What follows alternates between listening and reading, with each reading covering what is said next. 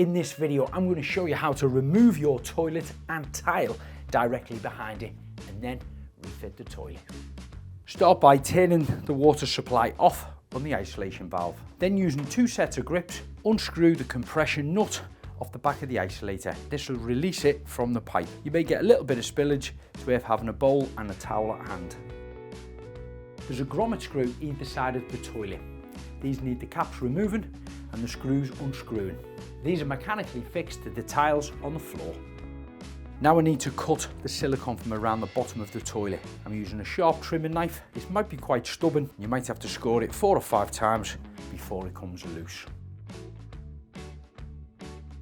As for the toilet system, this will be screwed to the wall and you may have blobs of silicone that also need cutting away before unscrewing. Now you can slowly start to remove the toilet. This will need lifting off the brackets below, and again, using your towel and your bucket, capture any water out of the waste at the back. Then it can be tipped over to the side and remove further water out of the system. You can clean off any of the dried old silicone off using a scraper. Then once you've finished tiling the wall behind, these can be grouted and sealed around the pipes. We also have another online video showing you how to cut around the waste pipes. Then once you've finished tiling the entire wall, the tiles can be grouted and sealed around the pipes.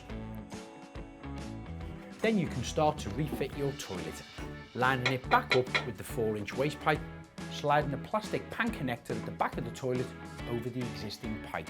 Then start to connect the flexi hose onto your 15mm water feed. Screw this on by hand using 2 spanners. Tighten the compression nut up so the water feed is connected. Then seal around the bottom of the toilet where it meets the tile using silicone sealant. So that's how you remove and refit your toilet to enable you to cut and fix the tiles behind the pipework.